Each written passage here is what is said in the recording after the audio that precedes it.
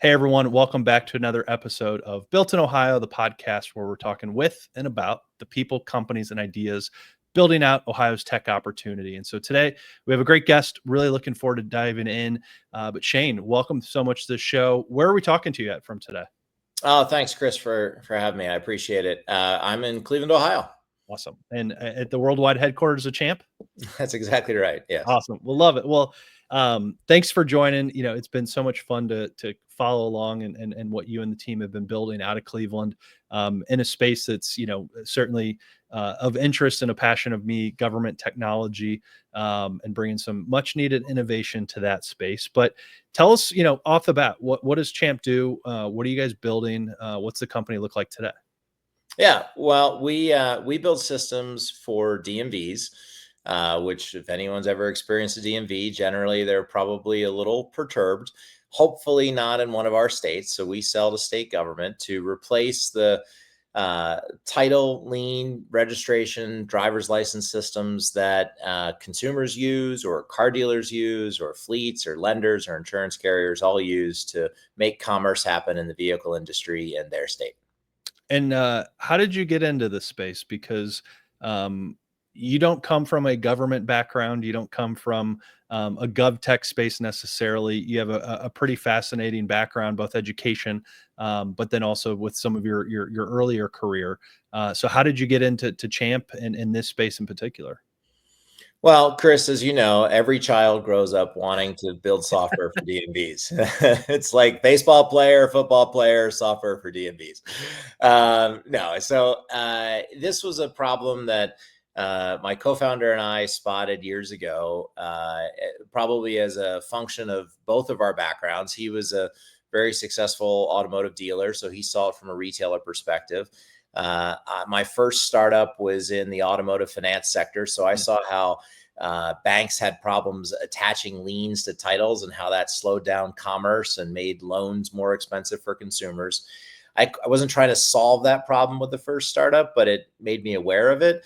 And then over time, I did a few other things, namely on Wall Street, where I saw that systems of record throughout the world. So the things that governments use to store who owns what asset, and the same things that lenders use to figure out, should they lend on an asset? Is the collateral really there? Is it really owned by the right person? Those systems were very poor. And that was stifling commerce and causing consumers to have to pay a lot more money for things like car loans and car insurance. And when my co-founder and I came together, we realized, well, if we attack this problem by solving the issue for government, would everyone benefit? And could we make a good return on our invested capital? And we believed we could. It's interesting. You kind of walk through your a bit of your career history, because Wall Street, working in other startups.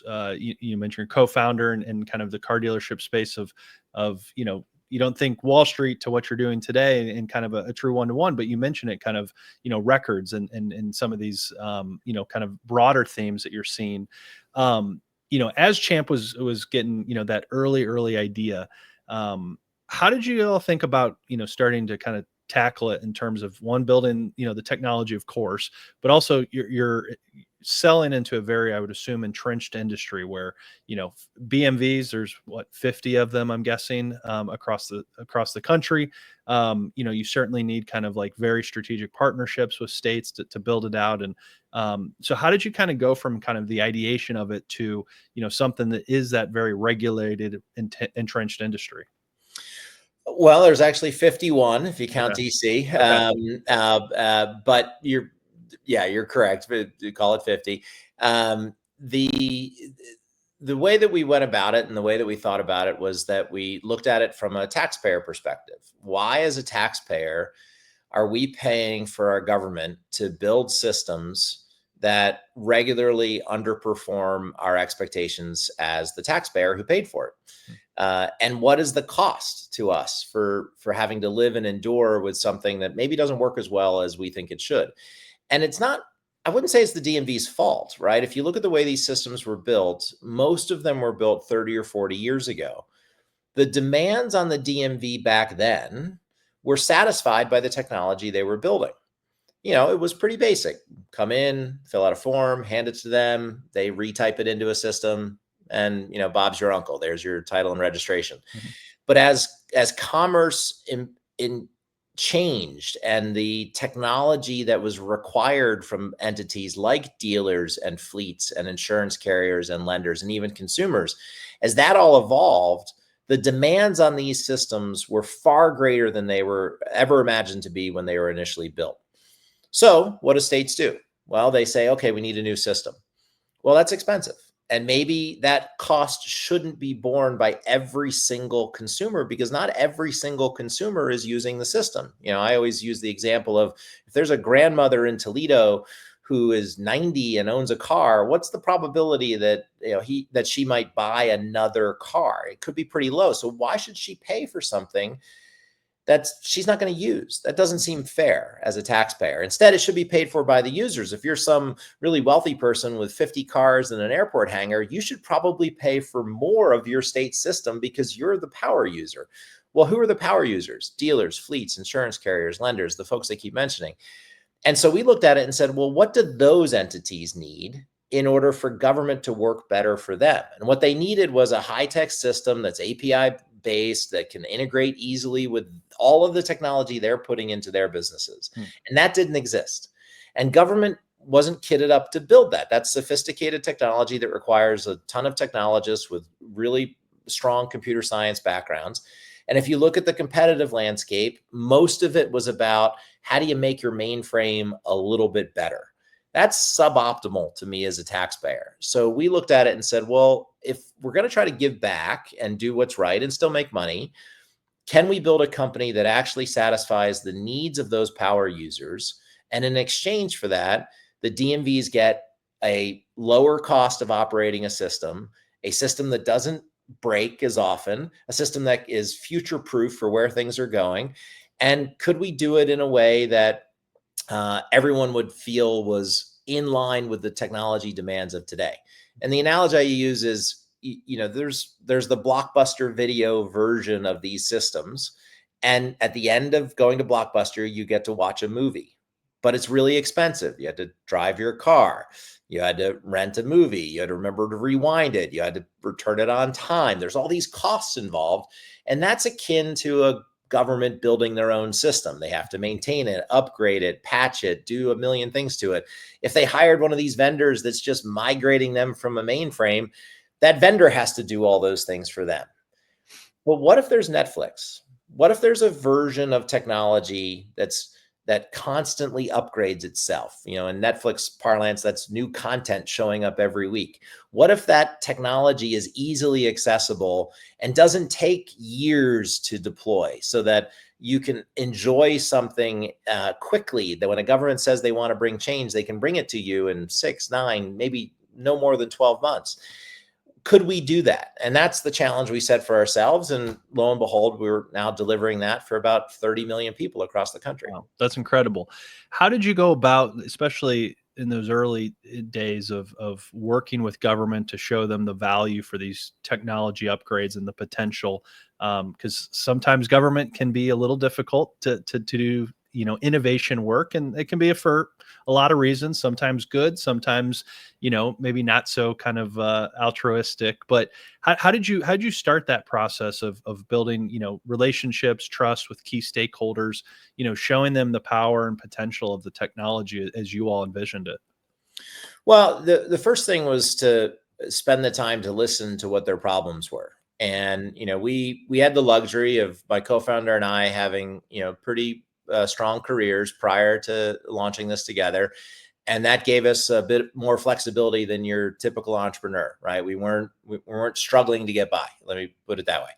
And so we had the time that was attached to that lack of struggle to go and really talk to all of the constituents, from the governments to the governors to the title clerks in the back office to the heads of OEMs to the back office of a lending institution and their file room, and figure out, for really, it took us about a year and a half, 2 years to really drill into what are all the problems that they're seeing and having. And we'd hear these problems. We'd come back to Ohio.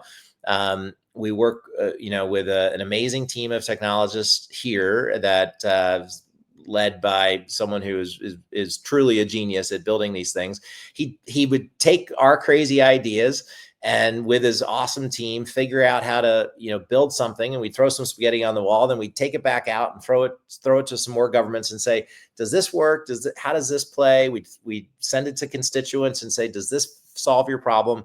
And after a while of iterating on that, which again is a luxury that you don't normally have the opportunity to do as an entrepreneur, but it's also risky, right? We take a ton of risk in doing that because you're not getting paid while you're doing that stuff. Then we came to a solution that said, I think this will work. And that's when we were fortunate enough to find our very first state who got on board with us, and it's benefited them greatly as they've taken their processing times down from people waiting 45 days in their state for titles and liens and registrations to actually getting them in real time and living with digital titles on their phones. That state, which was West Virginia, they took a risk on us. We took a risk on them because it was a big venture for both of us. And that's what led from, that population to now, as mentioned, about 30 million people using the system. Wow. It's so interesting. You mentioned that the taking the time, the year and a half to talk to customers, talk to people in the industry, and really be thoughtful in building out the product and whatnot. Because that's something that I've been hearing in a few other places. It certainly is not the norm, it seems like, because in startup world, there's the, build fast, fail fast, kind of that mantra. But to your point, very much a luxury of having successful careers and other businesses where, you can do that, you can invest that time. But I think of, a couple other entrepreneurs that have had very successful, business careers in other ways or other successful exits, and kind of taken a reverse, approach to that of, hey, we're going to take a while to build our product because we're going to talk to a ton of people. We're going to do our, homework and look at the market top to bottom, inside out. Could you talk a little bit more about that? Because I think that's, there's some of these startup, phrases or things that, you have to, you have to do certain things certain ways, but it does seem like that there's kind of a club of Ohio startups that are taking the approach that you mentioned and are having the success to go along with it. Well, I don't know if there's any one right way to do it or not. I do think that if you think about a large company that has lots of profit, right, which is a great luxurious position to be in, what do? They take some of that profit every year and they reinvest it in R&D, and they do the exact same process. They go out and say to their customers, what are you looking for? What are your problems? How do we solve them? What new products will solve it? It was really just taking a big company approach that we had lived and endured in our professional lives and bringing it into the smaller world and saying, okay, we're a smaller company. Can we replicate that process, which is a tried and true proven process for large companies to innovate? Can we do it? But can we also marry that to the fail fast and move on quickly, MO that you mentioned earlier? And so that was that process of going out into the market, hearing them, trying to design something, build something, show them something. It didn't work, iterating. I'm not sure that our process was any different than any other startups, other than maybe at this age or starting it later in life, it was a little bit less risk oriented because of capital we've been able to acquire throughout our lives. Now, said the other way, most people thought he and I were complete idiots for leaving something that paid us a lot of money to do things that maybe weren't all that hard. And so, this is hard, right? But starting a company is hard. And any of the entrepreneurs you've talked to, and I look through, I think I'm number 92 or 93 on your podcast list, which does make me question, Chris, why it's taken so long for me to get on the list. We haven't done one of these, we're just, so this is like a new, we've reborn the podcast. So you're not 93. You're more like, I saw some people on there twice. So I was like, hold on a minute. Other people are getting two turns, but it's a tribute to you and what's going on in Ohio and all the great innovators that are here. But I think like any innovator, it takes a fleet of people to figure these problems out. And what I've observed about Ohio that's different is it's always a team approach in the successful companies. There's rarely one person, and it is most often a team of people, and that's certainly what we have here. Yeah. Talk that team approach and the Ohio-ness of it. If you could, a little on that, and just maybe the Ohio kind of gov tech opportunity, because companies like yours, and you're building in this space every day, but we also have I think a group of, whether it's elected officials or just local governments, that are really thinking about tech and innovation. And certainly our former Lieutenant Governor, now U.S. Senator John Husted, he created Innovate Ohio, to kind of tackle some of this. And it's now like, in a way, because of some of the stuff in DC, where tech and innovation in government is coming to, it's starting to bubble up and people are talking about it. But what does that potentially look like in the Ohio GovTech opportunity as you would see it? Where's it at? What could we do more of? And it's something that, with my background, I'm it's something that I care a lot about, because, to your point, this is the stuff that touches every taxpayer, every resident. Yeah, I think so. I grew up outside of Philadelphia, and family was mostly from New York City. I moved here from New York City, but I also went to school in the Midwest, and lived in LA, San Francisco, Miami, and New York, and then here, right? So I sort of went around the country. That the only reason I share that is that oftentimes people overlook the Midwest as a place to start a company. You could make all sorts of arguments for why other places are great places to start companies, and those might all be accurate, but no one should be overlooking the Midwest. And I'll give an example. When I moved from New York, I love New Yorkers. I know that might put me in rarefied company in Ohio, but I love New Yorkers, and my kids were all born there, so they're New Yorkers. But New Yorkers have that mindset about the country. Like, there's Manhattan, there's the Hudson River, there's a small strip of land, and then there's California. And I think that comes from a New Yorker, the magazine picture that was once drawn by some artist whose name I can't remember. And I would come out here and I'd be flying back and forth to New York, and people would say, where are you again? I'd say Cleveland. And they'd sort of look at me cross-eyed, like, why would you go there? And I sort of got perturbed after a while, because as an Ohioan or as a Clevelander, you get very defensive of how great the place is pretty quickly, because it's an addictive place to want to spend your time, because it's so great. And so I started saying, I live in this great place. It's got 3 major sports teams, 15 major universities in a 50-mile radius, low cost of labor, wonderful transportation system. It's great. And they'd say, oh, what's it called? I'm like, oh, it's right on the water. It's got amazing water access, English speaking workforce, hardworking, gritty culture. People really want to get after it. And, they're all about trying to build something together. Like, oh, what's it called? And I'd say, well, New Lake City. They're like, oh, I've never heard of New Lake City. I said, well, it's also called Cleveland. And so the problem that it's not that you were asking, but the problem is Ohio has, because I think you're solving this, but the problem Ohio maybe suffers from is that of many Midwestern cities or states, which is marketing, right? Mm-hmm. Like, how do we market how great it is and how easy it is to start a company here? And Senator Husted, formerly, Lieutenant Governor, formerly Secretary of State, when he was Secretary of State, what he did to make it easy to start a company here is part of what the basis is, the answer to your question. So I've gone like fully around the track here to answer your question, but it is a place where you can easily start a company. You can easily get access to talented workforce. There's a low cost of labor. There's plenty of real estate. And there's a tech forward mindset that's certainly been growing here, at least for the last 5 or 6 years. Mm-hmm. And I think that, you look at the technology that's come here, whether it's Intel or Google or Microsoft or the way the big companies are innovating, it is creating this technology culture in the state that allows for me to be able to hire more people in the space that come in educated about technology. It's not perfect, but it's certainly easier than hiring in a lot of the places where I previously lived. So what makes it great here is that the state has this mindset of, let's bring in companies like that. Let's make this as easy as possible. And the government's been helpful in that regard. Yeah.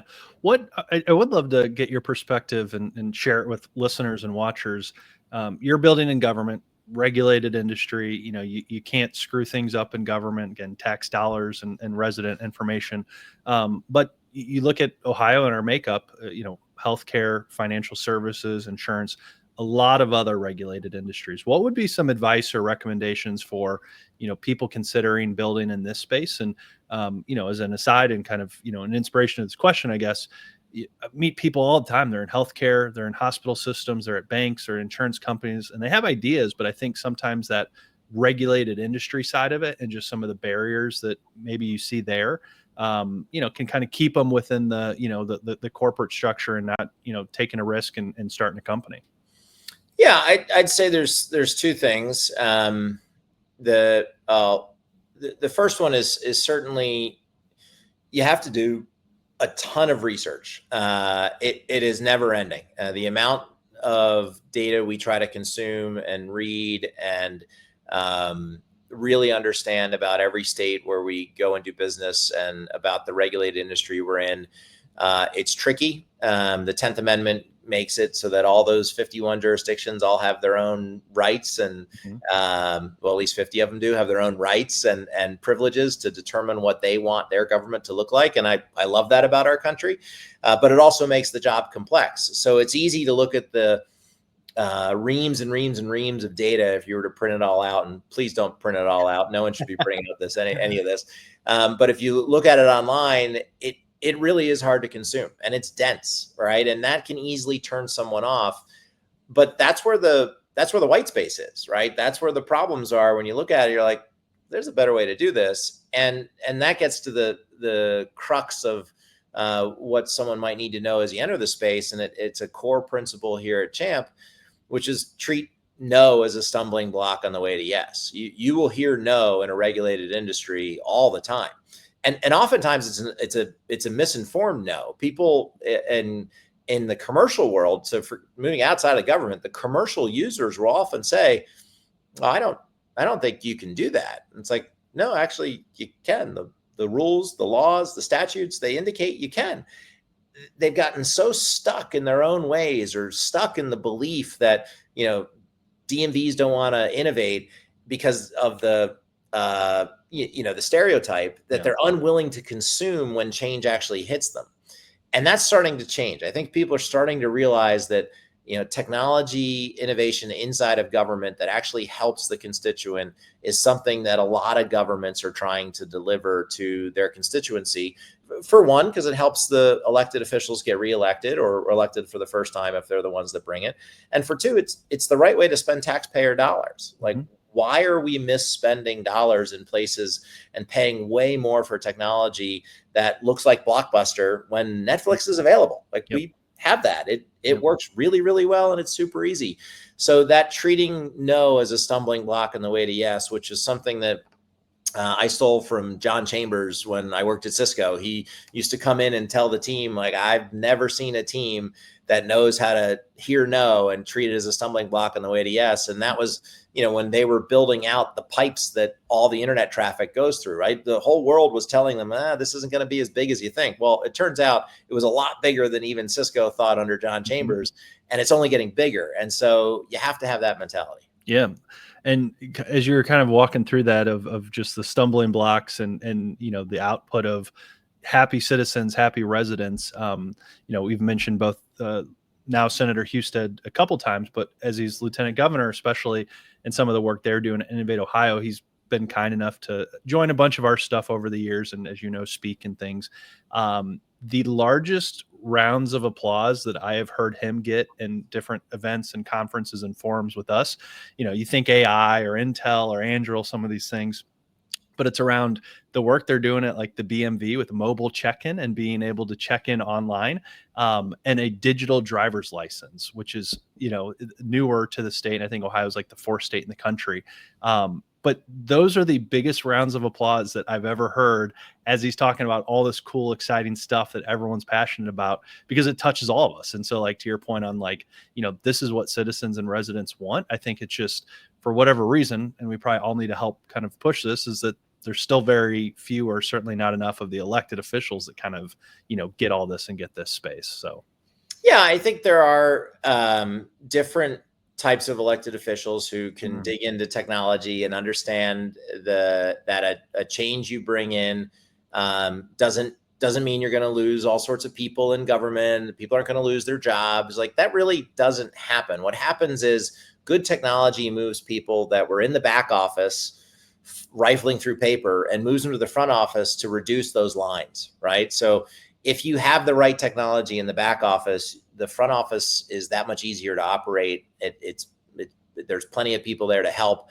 But if you suffer through, paper and slow processing times and bad systems of record in your back office, there's no one to work up front. Yeah. And that's what states are starting to realize, is that it's really fixing the back office, fix the root of the problem, not the symptom, right? So I would argue that, yeah, it's great that Ohio fixed the driver's license and some of the line stuff. Those are symptoms, but the big problem sits in the back office. And how do we fix that and make the whole experience digital and really operate off your phone? Yeah, absolutely. And earlier you corrected me that there's 51, not 50 with DC. And as we were talking, I thought back when I lived in DC, having to go to the DC BMV, and not a fun experience. So that was 15-ish years ago, I'm sure. But so hopefully you're helping streamline them. Well, if DC is listening, West Virginia was last in the country until they put in a CHAMP system, and now they're first. Okay. All right.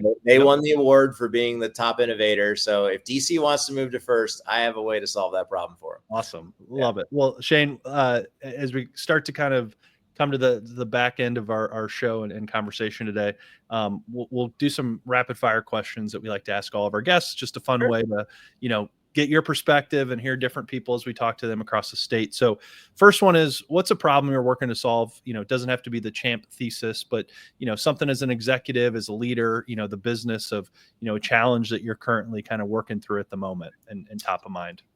Yeah. I live, eat, and breathe this company, and as do, I think, everyone, as does everyone at the company. It's sort of our culture.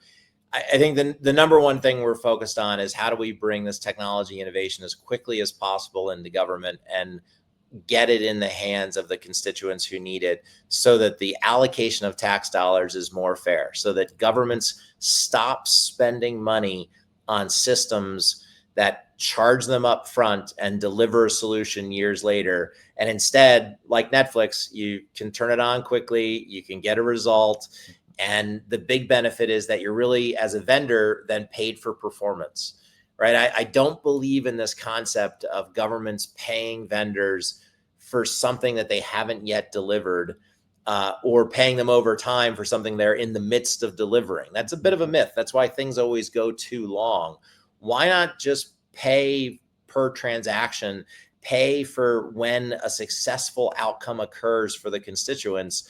And if you don't like that, maybe there's a hybrid between the two, but there has to be something better than trying to build the technology themselves or pay a vendor up front.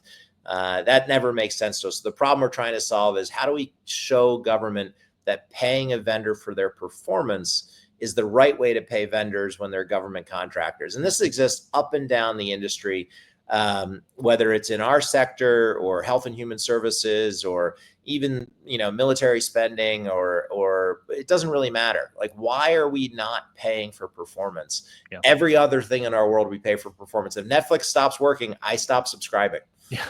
Yeah. Yep. Love it. Second one is, what's a favorite read, listen, or watch? So it could be a book, a podcast, or a show, maybe something you come back to every year, as a business book, or something to clock off at the end of the day.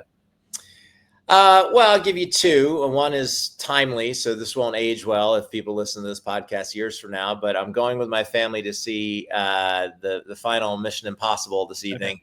And so I'm super pumped to watch that. And I love those movies, and I love popcorn movies, and just getting people together in a theater and hearing the reaction. I think it's one of the more humanizing ways to be entertained.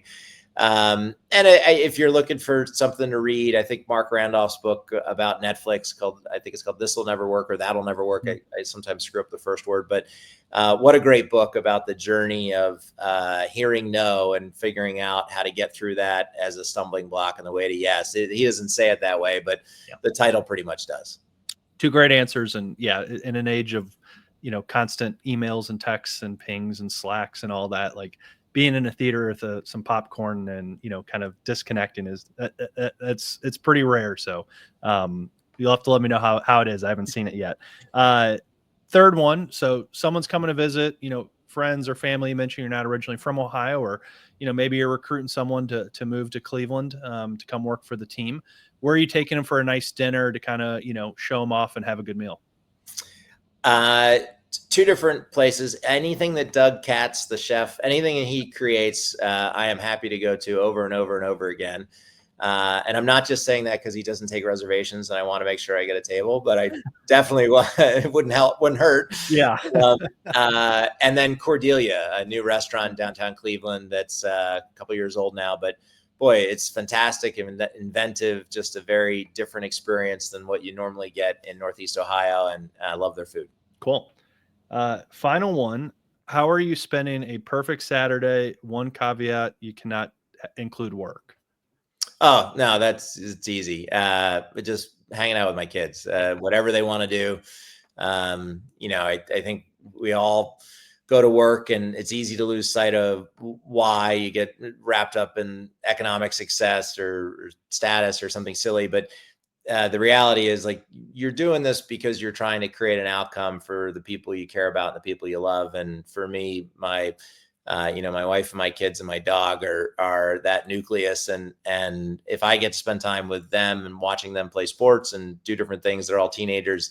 That's the best, because that time is fleeting, right? They'll be off to college and adulthood and other things. And then my wife will be stuck with just me and the dog. And hopefully she keeps both of us. And if she keeps one of us, I hope it's not the dog. So, awesome. Well, Shane, as always, really enjoy, our conversation today. Thank you so much for hopping on. How can people follow you? LinkedIn, website, whatever you want to plug. Oh, well, thanks. The website for the company, I'd love for people to visit and give us their opinion on champtitles.com, CHMPTITLES.com. And on LinkedIn, look up Shane Bigelow, Champ, and the first LinkedIn that pops up will be mine. And from there, you can click to Champ Titles and follow our company as well. Awesome. Well, we'll put both those in the show notes. So for anyone listening, watching, and just scrolling down, follow Shane on LinkedIn, check out the website. But Shane, thank you so much. Thanks for joining. Thanks for what you're doing, what you're building. And we will have to have you on again soon. And I'll be inviting you back, and we can make an internal goal just between us to maybe, get you to our number one reoccurring guest slot. So, okay. So it'll be like on Saturday Night Live when you get the vest if you're a five-timer. Yeah. Okay. Yeah, all right. I can do that. We'll have to print up some mugs or something. It's like, I spent 30 minutes on this, podcast, and I got a mug out of it. Yeah. I just want to brag to everybody else. Like, I'll send it to all my friends you've interviewed and be like, oh, well, I'm on 4. You're on right. 2, Okay. so, Okay. Well, yeah. If I start bugging you in email or whatever, this is why. So count me in. But thanks awesome. for having me, Chris. I really appreciate it. Well, thanks, Shane. Thanks everyone for listening and watching. Again, connect, follow Shane, check out what Champ is doing. Just scroll on down, check them out. But again, Shane, thanks so much for joining, and we just really appreciate everyone tuning in. We'll see y'all next time. Bye-bye.